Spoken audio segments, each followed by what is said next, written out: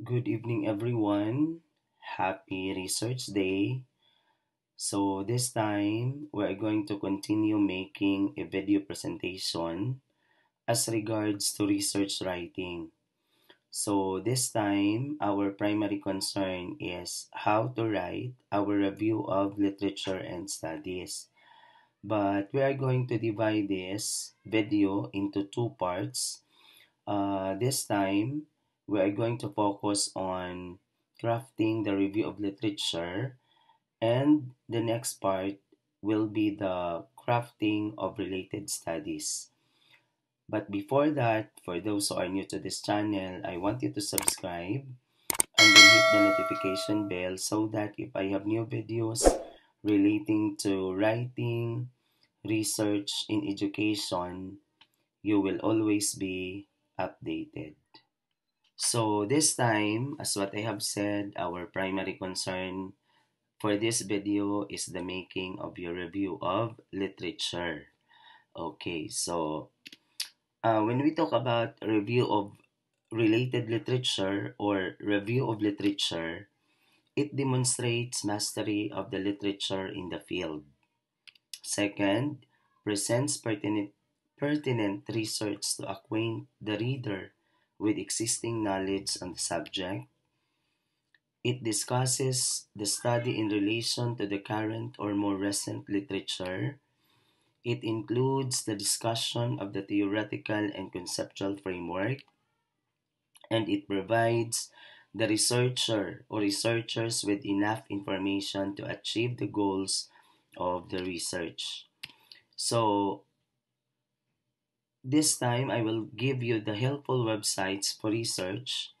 So, I have six here. We have the e-journals, we have the PhilJournal, we have the I Am Your, Google Scholar, Duwatch, and PubMed. So this is one of the challenges, no, that the researcher or researchers always facing how to search a review of literature. Okay, so ganito lang yan, madali lang. So all you have to do is to enter the variables in the search team, and then you are going to input this, the topic, geography. No, kailangan talaga yung geography para we have to be specific kasi in the making of review of literature and studies, you need to group no the literature um, when we talk about foreign literature, local literature, so dapat kailangan talaga natin yung geography. And then the year para masigurado natin yung recency. So for example here, okay, so new trends in education is our topic, and then Philippines is our geography, and then 2012. So madali lang siya, no? We are going to indicate all of these phrases here. Then words or phrases, then space, location, space, and then the year. Okay. So this time, pupunta na tayo sa dito tayo sa Google, no? So dito tayo sa Google. Okay, so we are going to go back what has been said a while ago, that for us to be able to search this properly, so we are going to enter this one in the search team or search engine. Okay, so for example, our topic, no, let us be consistent of the topic that we started. Okay, so our topic is on customer preferences. Okay, preferences, and then space. Okay, Philippines, and then lagyan natin ng 2024. Okay, and then all we have to do is to click. Now, if you try to look at this, now you are given scholarly articles for customer preferences in the Philippines in 2024. So here you are given articles on customer, no, preferences, and all of this is in the Philippines, and of course, this is in 2024. Okay, if you are going to have a foreign, no, a foreign literature, so yung geography, yun ang iyong papalitan. So this time, lagyan natin siya ng China.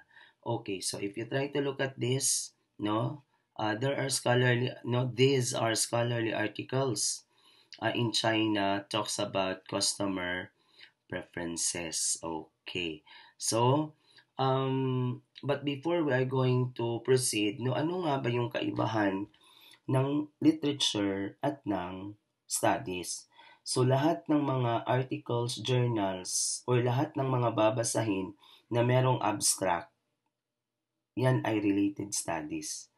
No? So, kung walang abstract, that could be considered as literature like magazine, newspaper, textbooks, um, PowerPoint presentations from a conference, personal communication.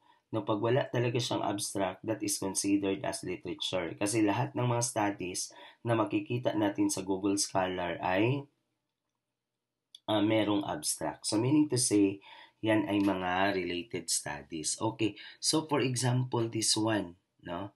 We're going to open this one, and then let us try to see. So, this is, okay, this is an article, no? Okay. So, for example here, no? For example, as what I have said na there are possibilities na wala talagang author na makikita sa isang journal or sa isang article, pero imposible talaga na walang title.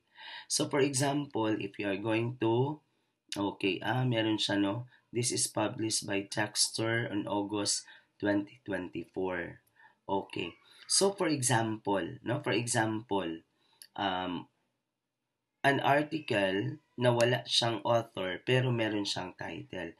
So how are you going to do this? Okay, so punta tayo dito sa word copy. So of course, we have to copy that, no? Kopyahin natin 'yon. And then after that, okay, so ito 'yon. So halimbawa, ididikit natin siya dito. So of course, we have to adhere to the policy of a particular institution. And then, okay, in this case, gagamit tayo ng Arial 12. And then, double space, no? Dapat double space, no? Double space, this is standard for um, research report writing. So, for example, no? For example, ito, wala siyang author. And then, meron namang, no? Meron namang title ang article. So, yung gagawin natin, okay, kukunin natin ito, Consumer Confidence Index. Okay. Pagkatapos, anong gagawin natin? Okay. Kukunin muna natin siya lahat. Okay, kunin natin ito lahat. And then copy. And then, lagay natin siya dito, no? As, for example, this is our references. Okay, so lagay natin siya dyan. And then, we will change the font, of course, the font size, and the font style. And then, as to EPA, no? EPA, 6th or 7th edition, pag ang isang article ay walang author, so ano yung gagawin mo doon? So, ang nakalagay doon, you can use the first few words of the title, no? You can use the first few words in the title. Okay, so for example, kasi bawal din naman na yung ilalagay natin yung URL, yung HTTPS. So, yung gagawin natin dito, okay, for example, na ba? Use the first few words of the title, and then, okay, lagyan natin siya ng 2024.